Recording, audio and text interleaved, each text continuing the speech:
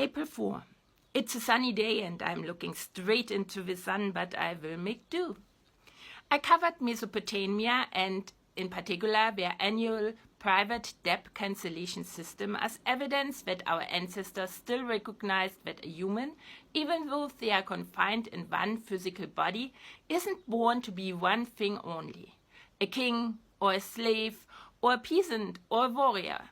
Today, I want to show how the people of Mesopotamia still laid the foundation on which this materialistic and confining idea of one body, one mind was set up later on. For that, let's visit the city of Uruk in the 4th century BC, about 6,000 years ago. At that time, Uruk was dwarfing its neighbors on the southern Mesopotamian floodplain with its population that was somewhere between 20,000 or 50,000 inhabitants. The estimations go so far apart because our Victorian shovel enthusiasts never cared to dig in the living quarters. We do have, however, a rather clear idea of Uruk's public districts called Iana, House of Heaven, which was dedicated to the goddess Inanna. This public district took up much of a high acropolis with its 9 monumental buildings. Most of them have been great communal assembly halls, clearly modeled on the plan of ordinary households, but constructed as the houses of the gods.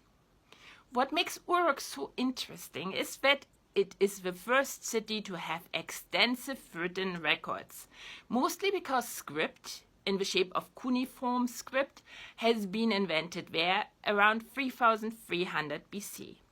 It had its origin as an administrative notation, numbers mainly, for the bookkeeping in the city's temples. These temples needed bookkeeping because there was more going on inside them than ritualistic gatherings.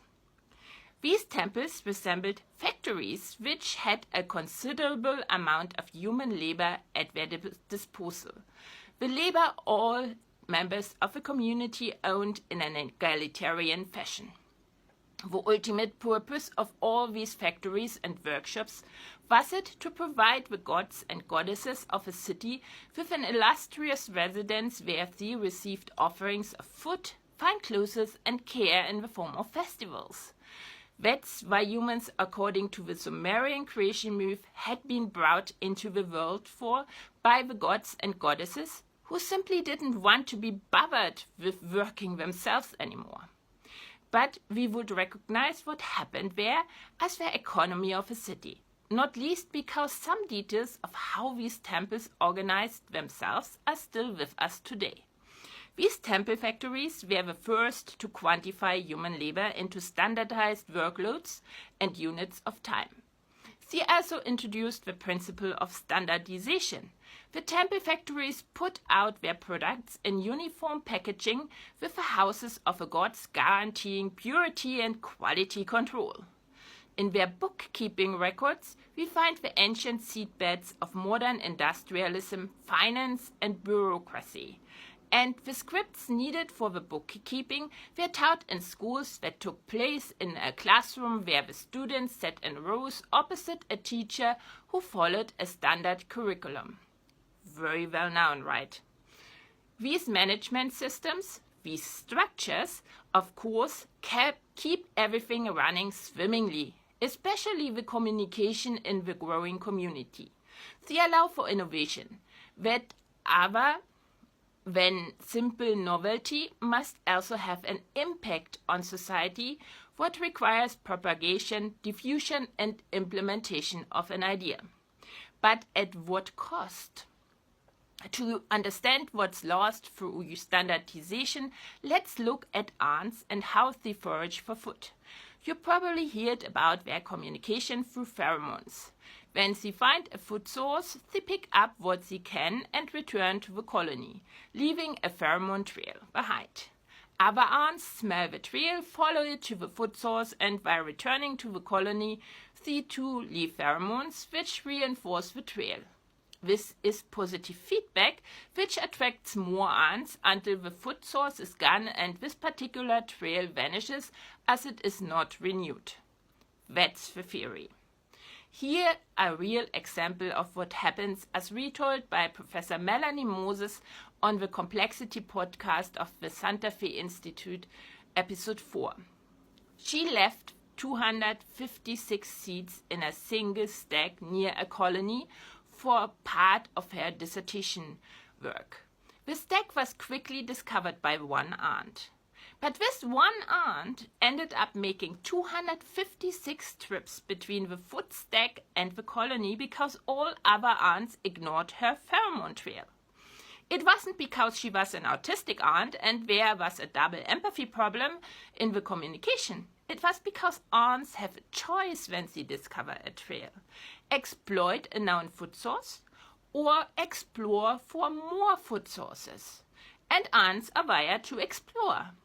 This risk-taking is extremely beneficial for the group because once in a while they hit the jackpot. Something they could only do because they were exploring and not exploiting. And this win makes it irrelevant that the exploration of all these other ants ended at this moment fruitlessly. Evolution proves the explorer-exploit trade-off is definitely tilted toward explorer for any given search problem, or our T cells in our immune system, so in a matter of life and death, wouldn't work like explorers too. Humans, problem-solving machines that they have been evolved to be, worked like that too. The development of language that allows us ever larger cooperation and growing communities is proof. Standardized rules where the brain is shaped to work one way and standardized everything lead to the point where we are very good at exploiting known information and copying what other people have already done. But it cuts off the ability to wander off and explore the facets of one's own mind and the possibilities of the community as a whole. Find a balance. Exploit less, explore more. Think. Make a habit out of thinking. Let's turn thinking into a movement. Like, comment, share, and follow, so not to miss a single opportunity to improve yourself and society. For now, thank you for gifting me with a few minutes of your most precious, your lifetime.